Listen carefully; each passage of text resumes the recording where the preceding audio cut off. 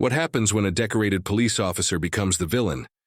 And the only ones brave enough to stand against him are the very bikers he once called criminals. Suspenseful music hits. A young girl steps into a courtroom to finally speak the truth about the man who's abused her for years. Her own father.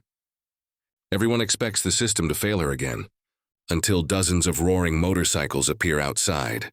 They came not for violence, but for justice. Hit subscribe, because real heroes don't always wear uniforms. Sometimes they wear leather. The courtroom felt colder than outside. Emily, only 13, kept her small hands locked together, knuckles white. Her father, Officer Richard Hale, a decorated cop, sat there with a smirk like he already knew the verdict, like he always won, because for years he did.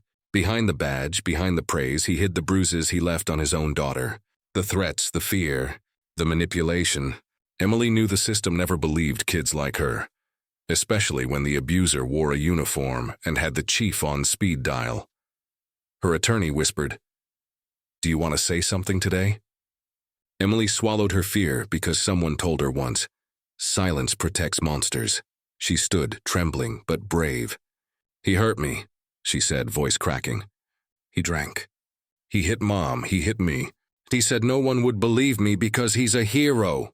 Gasps filled the room. Officer Hale leaned back, laughing under his breath like this was all a stupid kid story. The judge looked uncomfortable. Everyone knew the reputation of the man sitting behind Emily, Shane Bear Dalton, leader of a biker group known as the Liberty Riders, once labeled troublemakers, now sitting silent like a wall of leather and steel behind her, because a month earlier, Emily had run into their roadside diner crying, begging them to help her mom while her dad was out on a rage. The bikers saved them both that night, and when the system tried to push things under the rug, they stayed. But inside this courtroom, the judge suddenly announced, "Case will be reviewed. Officer Hale remains custodian." Emily's heart dropped. The cop father smirked wide. Then the sound hit room, motorcycles, dozens, windows vibrating, engines revving like thunder rolling right toward justice. The doors opened, and more riders walked in, because when the system fails a child, you don't walk away. You ride back louder. And the judge looked shocked as everyone turned toward the entrance. The bailiffs tried to move forward, but one look from Bear stopped them cold. He wasn't violent, he was determined.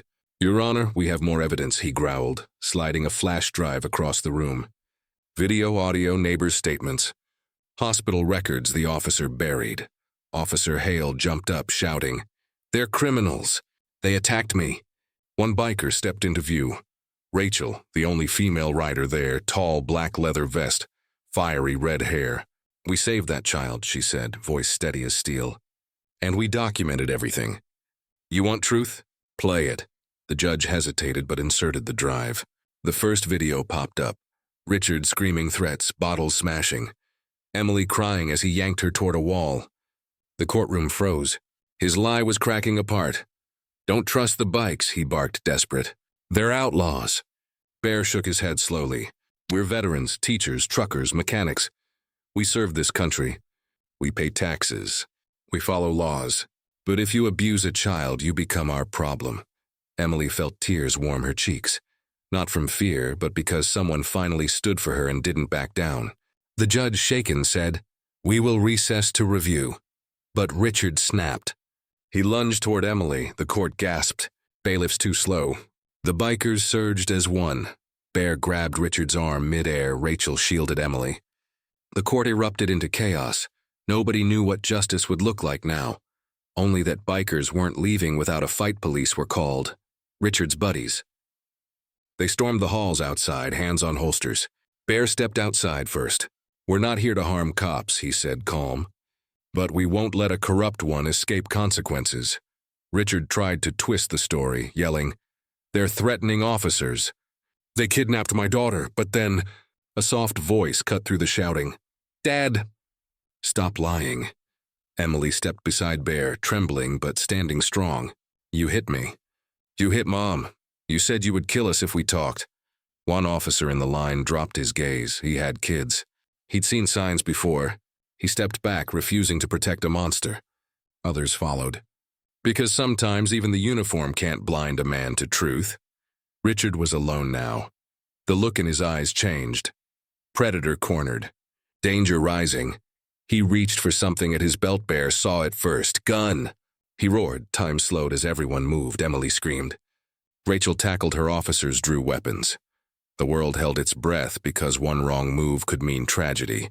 And if justice was going to win today, someone had to. The gun never fired. An officer, not one of Richard's corrupt friends, but a young rookie, grabbed Richard's hand and slammed him against the wall.